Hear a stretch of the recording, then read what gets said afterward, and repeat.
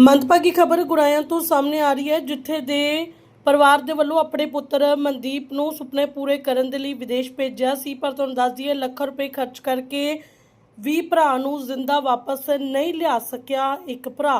ਤੁਹਾਨੂੰ ਦੱਸ ਦਈਏ, ਭਰਾ ਦੀ ਤਲਾਸ਼ ਦੇ ਵਿੱਚ 2 ਵਾਰ ਉਹ ਰੂਸ ਵੀ ਗਿਆ। ਜਗਦੀਪ ਨੇ ਪਿਛਲੇ ਸਾਲ ਭਰਾ ਨੂੰ ਵਾਪਸ ਲਿਆਉਣ ਦੀ ਕੋਸ਼ਿਸ਼ ਕੀਤੀ ਸੀ।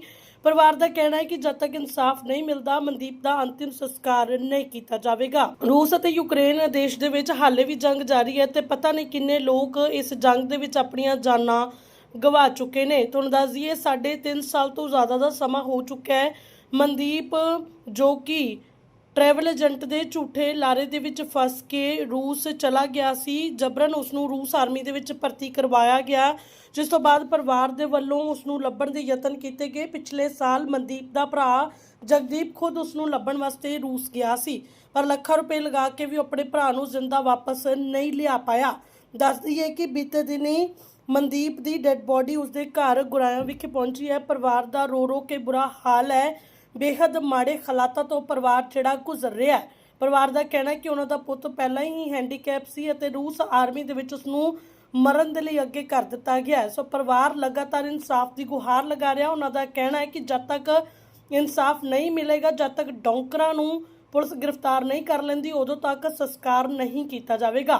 ब्रदर की जो शव है वो लाया गया है, ये बता दीजिए कब पता चला आपको कि उसकी डेड बॉडी वहाँ पर मिली थी और कितना समय लग गया डेड बॉडी को यहाँ पर लाते हुए? मेरा नाम जगदीप कुमार है।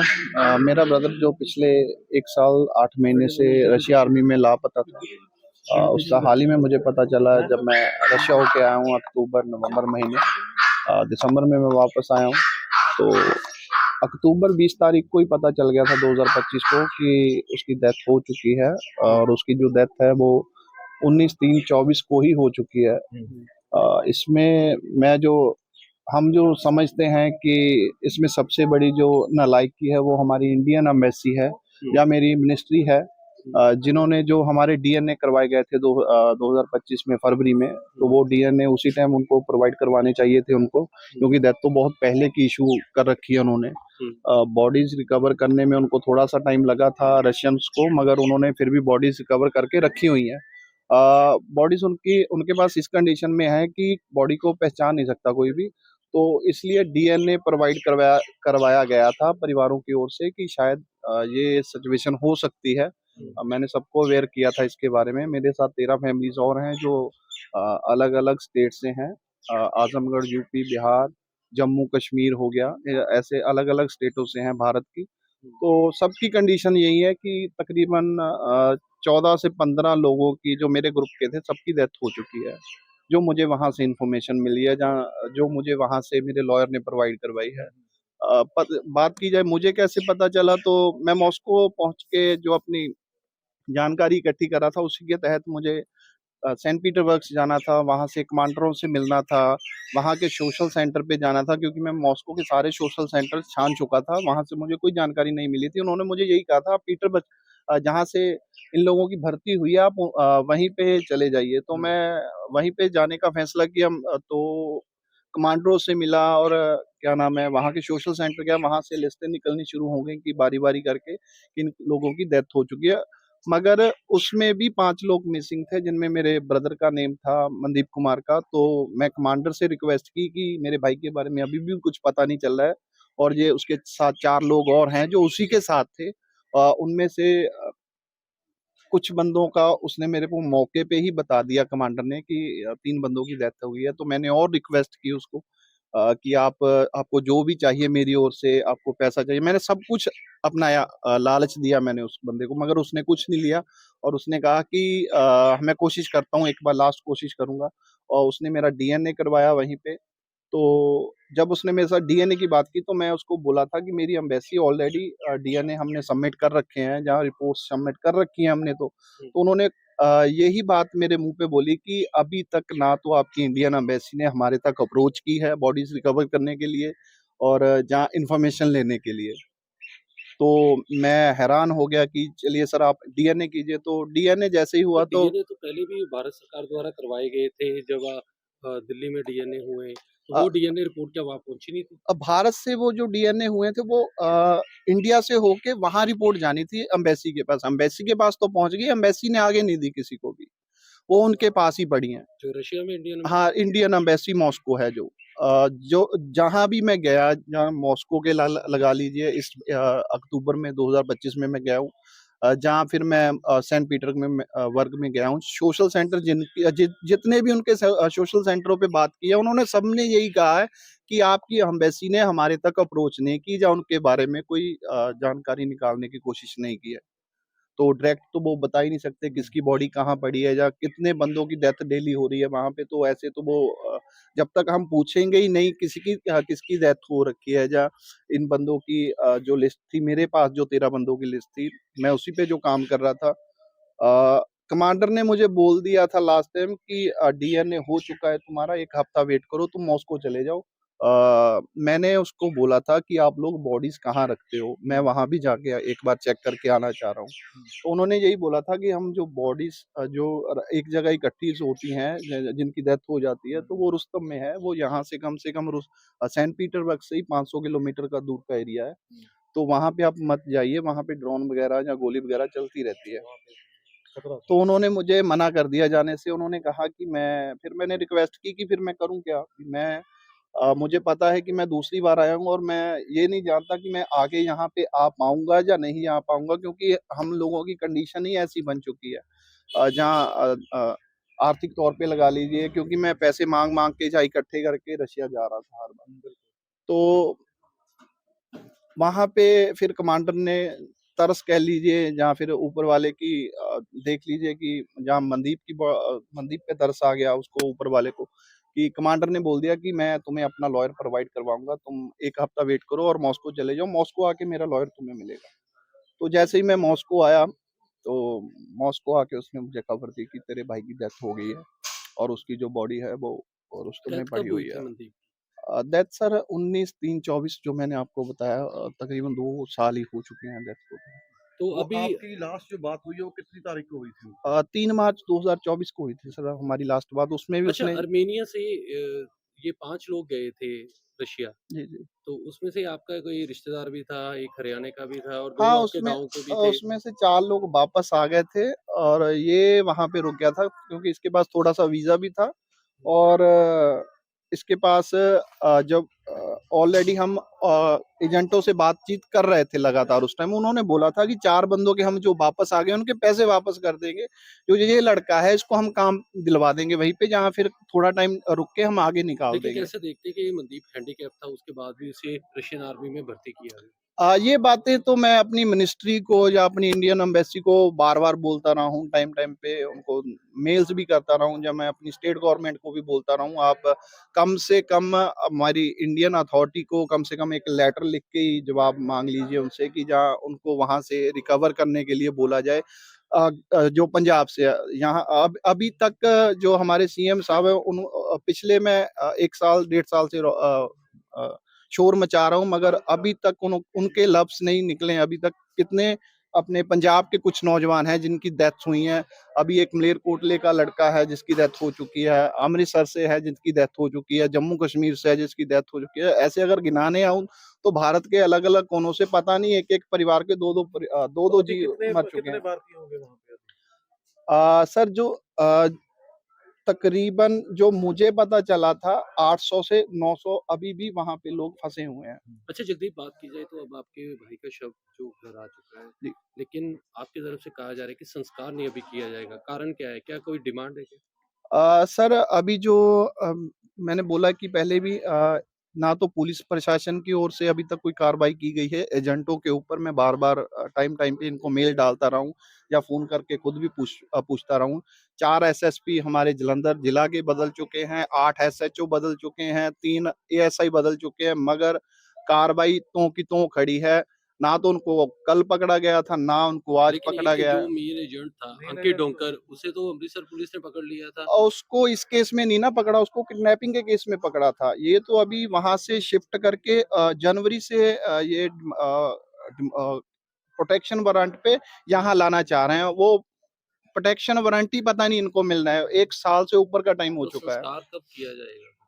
सर पहले तो हम अभी जो सोच रहे हैं वो धरना प्रदर्शन की सोच रहे हैं, या तो मेन हाईवे जाम किया जाएगा। हम तब तक संस्कार नहीं करेंगे जब तक सभी एजेंटों को गिरफ्तार नहीं कर लिया जाता और बनती कार्रवाई उन पे कड़ी से कड़ी कार्रवाई नहीं की जाती, मैं संस्कार नहीं करूंगा।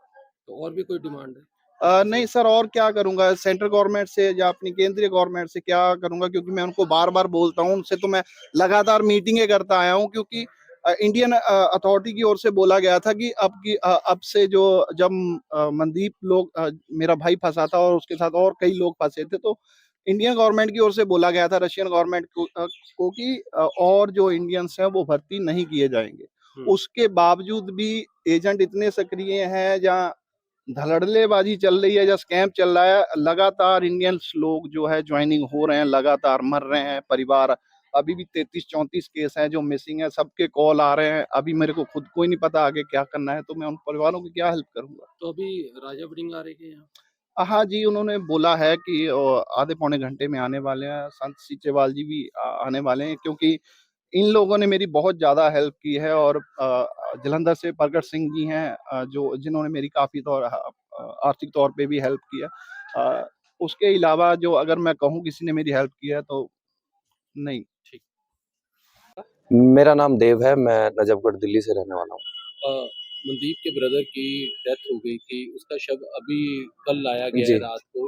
तो आप भी रशिया रहकर आए हो, फ्रंट लाइन बॉर्डर पे रहे हो, जी। तो कैसे देखते वहाँ के हालात को लेकर, क्या कहना चाहिए? हालात वहाँ बहुत ज्यादा खराब हैं, जैसा कि सभी लोग जानते हैं। वॉर में तो मरना मारना ही लगा रहता है, रॉकेट, ड्रोन्स, गोलियां, ये सब लगा रहता है। और बात करें कि मेडिकल की, तो वॉर में मेडिकल नहीं मिलता है। बट जब मैं इंजर्ड हुआ था, तो मेरे को जब बेसमेंट में एक हॉस्पिटल में रखा गया था, तो रशियंस लोगों ने अच्छी सेवा करी थी। बट नहीं है, अगर बात करें कि हम हॉस्पिटल वाली, तो नहीं है, वो चीजें नहीं है, क्योंकि वहाँ वॉर है। तो हालात उस हिसाब से देखें, एक नॉर्मल आदमी के लिए तो बहुत खराब है। सोल्जर्स को उस चीज की ट्रेनिंग होती है, तो उनको आदत है उस चीज की। बट हम जो नॉर्मल आदमी है, हमारे लिए वो बहुत डिफिकल्ट चीजें हैं। कितने भारतीय लोग वहाँ पर भर्ती किए गए जिन्हें फ्रंट लाइन बॉर्डर पर भेजा गया? जिस टाइम 2024 जुलाई में मैं गया था, तो मेरे साथ 18 लड़के थे इंडियन, जो सभी गए थे, जिसमें से 13 लड़के उसी शहर में थे जिसमें मैं लड़ रहा था। बट कांटेक्ट में कोई किसी के नहीं था। तो ऐसे करके कुछ 40 लड़के मेरे से पहले थे, जिसमें मनदीप जी भी थे, जिनकी डेथ हो चुकी है। और मेरे बाद भी कुछ 1-2 बैच आए हैं। तो जो मेरी नॉलेज में करीब 100 के आसपास या 120 के आसपास लड़के थे इंडियन, जिन्होंने 4-5 महीने सर्व किया, और फिर उनको हिंदुस्तान गवर्नमेंट ने, जो जिंदा थे, जो ठीक थे। तो अभी कोई आंकड़ा है आपके पास कि कितने लोग वहाँ रशिया में 2025 भारतीय फंसे हुए जी, हैं? 2025 का अगर आंकड़े की बात करूं, जो मेरी नॉलेज में है, 202 लड़के 2025 में ज्वाइन किए हैं, जो कि रशियन गवर्नमेंट बोलती है कि हम इंडियंस को नहीं ले रहे हैं। मॉस्को और सेंट पीटरबर्ग, मैं खुद अभी 2025 में मैंने उनसे बात की कि मैं एक बार लड़ चुका हूँ, मुझे दोबारा ज्वाइन करना, तो उन्होंने हाथ जोड़ लिया, इंडियन नहीं। बट ये कैसे हो रहे हैं, ये किसी ना किसी एजेंट के थ्रू किए जा रहे हैं। और लग रहा है कोई बहुत बड़ा कहीं ना स्कैम कहीं है इसे। ये हाँ, बिल्कुल इसमें रशियन स्कैम है। सेना के ही कोई ऑफिसर्स होंगे जो ऐसा कर नहीं, रहे हैं? रशियन, देखो, अगर मेरा झगड़ा हुआ है तो मुझे तो जरूरत है लोगों की। रशियन गवर्नमेंट आज उस कंडीशन में है, तो एजेंट हैं, कुछ इंडियंस होंगे उनमें जो वहाँ पीआर हो चुके हैं, या कुछ स्ट्रॉन्ग पेपर्स है उनके पास, जिनको डर नहीं है हिंदुस्तान की सरकारों से, तो वो लोग काम कर रहे हैं इसमें। मैं इसको बिल्कुल मानता हूँ। पर ये मुझे नहीं पता कौन कर रहा है, कैसे कर रहा है, ये 2025 में कैसे गए हैं। ये कोई 2025 स्कैंडल है बड़ा? बिल्कुल हो सकता है, बिल्कुल हो सकता है लेकिन इसमें। लेकिन अगर मनदीप हैंडीकैप था, क्या जी हैंडीकैप भी ऐसे ही वो कर लेते थे? जी, बिल्कुल। मैंने एक कल भी मीडिया में एक बात कही थी। एक रशियन बंदा था मेरे साथ, मेरे एक बैच में, जब मैं आगे गया था, एक्सट्रीम फ्रंट पे था। 1 महीने के बाद एक रशियन बंदा मेरे बैच में आया, जिसको स्पाइनल में प्रॉब्लम थी, बिना स्टिक के वो खड़ा भी नहीं हो पा रहा था, बट वो एक्सट्रीम फ्रंट पे था। तो हैंडीकैप्ट होना थोड़ा बहुत अलग चीज है, बट जो स्पाइनल में ही प्रॉब्लम है, वो खड़ा ही नहीं हो पा रहा उस आदमी को भी, और रशियन है वो।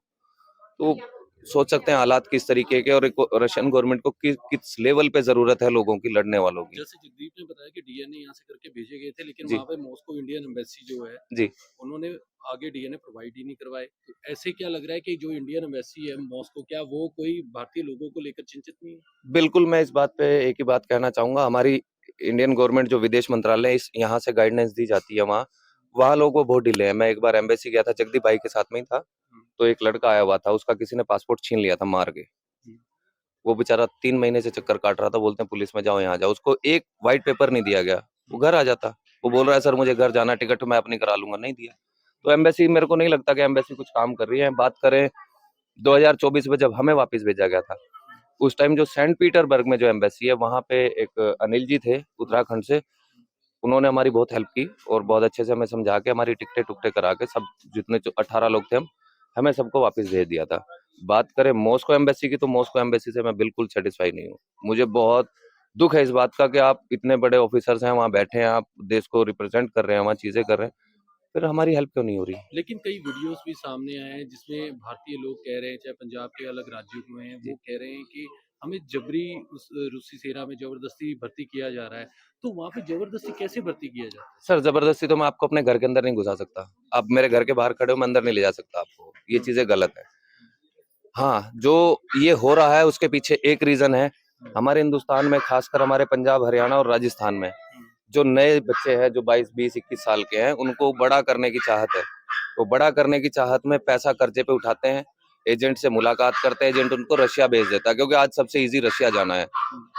ई वीजा 14 डेज, 14 दिन के ई वीजा पे भेजते हैं उनको, झूठ बोल के कि तुम्हारा वहां जाके वर्क परमिट हो जाएगा, ये हो जाएगा। लालच वगैरह दिया जाता है वहाँ? नहीं, ये अच्छा नहीं, वो आपका मेरा जवाब बदल जाएगा, सॉरी। एजेंट लोग उनको बोलते हैं कि वहां जाके आपका वीजा कन्वर्ट हो जाएगा, ये हो जाएगा, वो हो जाएगा, तुम्हारी 1 लाख रुपए सैलरी। कुछ नहीं होता। 14 दिन के बाद वो इलीगल हो जाते हैं। अब उनको पीछे पता है कि मेरा घर गिरवी रखा है, तो घर गिरवी जो रखा है वो भी छुड़ाना है, वापस जाता हूँ तो घर बिक जाएगा। फिर उसको वहां एक आधा कोई ऐसा इंसान मिलता है कि आर्मी ज्वाइन कर लेते हैं, 40 लाख मिलेगा, 30 लाख मिलेगा, क्या करेगा मरता हुआ इंसान। तो ये जो कमी है, एजेंट मुझे वो आर्मी में कराने वाले कौन है मुझे नहीं पता। इसमें जो सबसे मेन है वो एजेंट हैं जो यहाँ हिंदुस्तान में ठगी कर रहे हैं 4-4 लाख रुपए से 14 दिन का वीजा देके। और मैं आप सबके माध्यम से, जितने भी हिंदुस्तान में बच्चे हैं जवान जो रशिया जा रहे हैं या किसी भी विदेश में जा रहे हैं, खासकर रशिया की बात करूंगा, भाई हाथ जोड़ के विनती है, रशिया में कोई वीजा एक्सटेंड नहीं होता। आप कन्वर्ट होने की बात भूल जाएं, एक्सटेंड भी नहीं होता। अगर आपको कोई बहुत ज्यादा मेडिकल इमरजेंसी ना हो तो उसमें सिर्फ एक्सटेंड होने की है, वो भी 10 दिन 5 दिन। कोई भी एजेंट कहता है कि ये कन्वर्ट करा देंगे, कुछ नहीं होता वहां, आप सिर्फ ठगे जा रहे हो। तो बस अपने घर आओ सुख शांति से, भाई आर्मी मत जाओ, मौत है वहां, 100% मौत है। आप लोगों को बंदूक चलानी आती नहीं, आप वहां बात करते हो रॉकेटों से, नहीं कर पाओगे। तो जो भी मेरे देश के जवान बच्चे वहां है या जो रशिया जाना चाहते हैं, ई वीजा पे कोई ना जाए, मेरी सबसे हाथ जोड़ के यही रिक्वेस्ट है, ई वीजा पे कोई ना जाए, और जाएं तो वर्क परमिट पे जाएं या कोई और वीजा लेके जाएं, वो एक बार को चल जाएगा। क्योंकि पुलिस पकड़ती है, पुलिस जब आपको पकड़ती है, जेल भेजती है, वो डिपोर्ट करती है। तो उसमें हमारे जो रशिया के साथ बहुत अच्छे संबंध है हमारे देश के, जो हमारे, मैं बात करूं पर्सनली सिंगल इंसान की, जो वो रशियंस जो हमारी रिस्पेक्ट करते हैं, वो खराब हो रही है सिर्फ इस ई वीजा के चक्कर में। तो बस आप लोगों के माध्यम से यही कहना चाहूंगा, सबको आपका बड़ा धन्यवाद है। कहाँ के रहने वाले हैं आप? पिंड डाबा, जिला लुधियाना जी। अच्छा, आज आप यहाँ आए हो जगदीप के घर, क्या कारण है? कारण जी, उनके बेटे को जो डेड बॉडी आई है, जैसे हमारा बच्चा है वो हमारे बच्चे के बराबरी है, और उस दुख के कारण ही हम तो आए। तो आपका बेटा भी क्या रशिया में गया है, क्या रशिया आर्मी में? जी जी। ਕਿਵੇਂ ਕਿਵੇਂ ਜਾਣੀ ਕਿ ਜਾਣਾ ਦਾ ਸਬਬ ਬਣਿਆ ਵੀ ਰਸ਼ੀਆ ਹੀ ਕਦੋਂ ਦਾ ਜਾਣਾ ਸੀ? ਗਿਆ? ਕਦੋਂ ਕਿੰਨੀ ਤਰੀਕ ਨੂੰ ਗਏ ਸੀ? ਉਹ ਇੱਥੋਂ ਜੀ ਆਪਣੇ ਗਿਆ ਸੀਗਾ ਜੀ 16 ਜੁਲਾਈ ਨੂੰ ਸਟੱਡੀ ਵੀਜ਼ੇ ਤੇ ਉਸ ਤੋਂ ਬਾਅਦ ਸਾਡੀ ਮਹੀਨੇ ਦੇ ਕਰੀਬ ਸਾਡੀ ਗੱਲਬਾਤ ਹੁੰਦੀ ਰਹੀ ਆ। ਉਸ ਤੋਂ ਬਾਅਦ ਬੱਚੇ ਨੂੰ ਮਾਸਕੋ ਤੋਂ 4.5 ਘੰਟੇ ਦਾ ਸਫ਼ਰ ਤੈਅ ਕਰਕੇ ਪਲੇਨ ਦੇ ਵਿੱਚ ਉਹ ਲੈ ਕੇ ਗਏ ਨੇ ਆਰਮੀ ਜੁਆਇਨਿੰਗ ਕਰਨ। ਉਹ ਕਿਸੇ ਨੇ ਉੱਧਰ ਏਜੰਟਾਂ ਨੇ ਲਾਲਚ ਦੇ ਕੇ ਉਹਨੂੰ ਸੈਲਰੀ ਦਾ ਕੁਛ ਉਹਨੂੰ ਕਿਹਾ ਗਿਆ ਵੀ ਡਾਕਟਰ ਦਾ ਅਸਿਸਟੈਂਟ ਰੱਖਿਆ ਜਾਵੇਗਾ, ਕਿਉਂਕਿ ਬੇਟੇ ਨੇ ਮੇਰੇ ਨੇ ਮੈਡੀਕਲ ਲਾਈਨ ਦੇ ਵਿੱਚ ਐਕਸਰੇ ਟੈਕਨੀਸ਼ੀਅਨ ਦਾ ਡਿਪਲੋਮਾ ਕੀਤਾ ਹੋਇਆ ਸੀ। ਉਸ ਬੇਸ ਤੇ ਹੀ ਬੱਚੇ ਨੇ ਕਿਹਾ ਵੀ ਚਲੋ ਸ਼ਾਇਦ ਸਾਡੀ ਤਰੱਕੀ ਹੋਊਗੀ, ਕੁਛ ਫਾਇਦਾ ਹੋਊਗਾ, ਵੀ ਚਲੋ ਮੈਨੂੰ ਆਪਣੀ ਪੜ੍ਹਾਈ ਦੇ ਬੇਸ ਤੇ ਹੀ ਕੰਮ ਮਿਲ ਰਿਹਾ। ਤੋ ਉਹਨਾਂ ਨੇ ਕਿਹਾ ਵੀ ਚਲੋ ਮਾੜਾ ਮੋਟਾ ਤੁਸੀਂ ਉਹਦੇ ਨਾਲ ਟ੍ਰੀਟਮੈਂਟ ਕਰਨਾ ਜੋ ਉੱਥੇ ਜ਼ਖਮੀ ਹੋਣਗੇ ਬੰਦੇ। ਤੇ 15 ਦਿਨ ਦੀ ਟ੍ਰੇਨਿੰਗ ਦਿੱਤੀ ਗਈ ਆ। 15 ਦਿਨ ਤੋਂ ਬਾਅਦ ਉਹਨੂੰ ਫਰੰਟ ਲਾਈਨ ਤੇ ਲੜਾਈ ਦੇ ਵਿੱਚ ਭੇਜਿਆ ਗਿਆ। तो ਕੀ आपको ਗੱਲਬਾਤ ਕੀ ਹੋਈ आपको ਸੀ कब पता ਜਦੋਂ चला कि ਜਦੋਂ आपका ਉਹਨੇ बेटा last ਵਾਰੀ फ्रंट लाइन ਗੱਲਬਾਤ पे है? ਕੀਤੀ ਤੁਹਾਡੇ ਨਾਲ ਉਹਨੇ? ਸਾਨੂੰ ਜੀ ਲਾਸਟ 9 ਤਰੀਕ ਨੂੰ ਗੱਲਬਾਤ ਹੋਈ ਉਹਨਾਂ ਨਾਲ, ਸਿਰਫ 22 ਸਕਿੰਟ। ਉਹਦੇ ਵਿੱਚ 12 ਕੁ ਸਕਿੰਟ ਸਾਡੀ ਗੱਲਬਾਤ ਹੋਈ ਆ। ਬੇਟੇ ਨੇ ਸਿਰਫ ਮੇਰਾ ਹਾਲ ਚਾਲ ਪੁੱਛਿਆ, ਆਪਣਾ ਦੱਸਣ ਦੀ ਵਾਰੀ ਉਹ ਫੋਨ ਕੱਟਿਆ ਗਿਆ ਜੀ। कुछ 9 ਕਿਹੜੇ ਜੀ 9 ਦਸੰਬਰ ਨੂੰ ਹੋਏ 9 ਸਤੰबर जी 2025। 9 ਸਤੰबर हाँ जी। तो कौन सी ਗੱਲ ਨਹੀਂ ਹੋਈ ਤੁਹਾਡੀ कंट्री नहीं। के कौन से देश गया था रशिया? ਮਾਸਕੋ ਸ਼ਹਿਰ ਗਏ ਸੀਗਾ ਜੀ, ਏਜੰਟ ਸਟੱਡੀ ਵੀਜ਼ੇ ਤੇ MSLU ਅਕੈਡਮੀ ਜੀ। अच्छा, तो कहाँ के एजेंट ने भेजा है? यहाँ लोकल ही थे एजेंट? ਲੋਕਲ ਸੀ ਵਿਸ਼ਕਰਮਾ ਚੌਂਕ ਤੋਂ ਜੀ, ਇੱਕ ਲੇਡੀਜ਼ ਆ, हाँ। ਉਹਨਾਂ ਨੇ ਭੇਜਿਆ ਜੀ। अच्छा, तो फिर उसके बाद जब बातचीत हुई तो तब उसने आपने देखा वर्दी पहने हुए उसे आर्मी की? जी जी, आर्मी की वर्दी भी देखा है। बेटे ने भी कहा, भी हमने पूछा भी आपने आर्मी की वर्दी क्यों पहना, और कह रहे हैं भी हमने वर्दी इसलिए पहना, ये कहते हैं भी 15 दिन की आपकी हल्की फुल्की ट्रेनिंग है, क्योंकि वहाँ लड़ाई लगी हुई है, भी कुछ भी हो सकता है, भी कोई माड़ी मोटी दिक्कत हुई भी आप अपना बचाव कर सकते हो, रखना है आपको डॉक्टर का असिस्टेंट ही, लेकिन वहाँ हल्की फुल्की ट्रेनिंग की जरूरत है। लेकिन उसे फिर असिस्टेंट की जगह वॉर पे भेज दिया गया। बाद में उन्होंने बार जोन में फ्रंट लाइन पे यूक्रेन में जो रूस के साथ युद्ध चला हुआ है, उसके बीच फ्रंट लाइन पे भेज ਕਿੰਨਾ दिया। ਸਮਾਂ ਹੋ ਗਿਆ ਗੱਲਬਾਤ ਹੋਇਆ? 9 ਸਤੰਬਰ ਤੋਂ ਬਾਅਦ ਕੋਈ ਗੱਲਬਾਤ ਨਹੀਂ ਹੋਈ ਜੀ।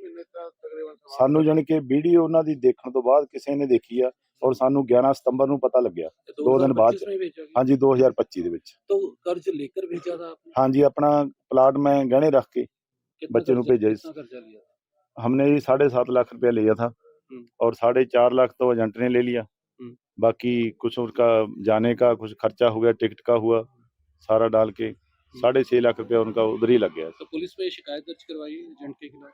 नहीं, हम एजेंट के थ्रू इसलिए नहीं कुछ किया जी। एजेंट कहता है भी हमने तो आपका बच्चा से वहाँ पहुँचा दिया जहाँ उसने कहा था, उसके बाद आपकी बातचीत होती रही है, इसलिए हमारा इसमें कोई दोष नहीं है। तो फिर और आपने हमने- शिकायत क्यों नहीं दर्ज करवाई? इसीलिए तो की नहीं भी, हमारा बच्चा बिल्कुल सही बात कर रहा था महीना।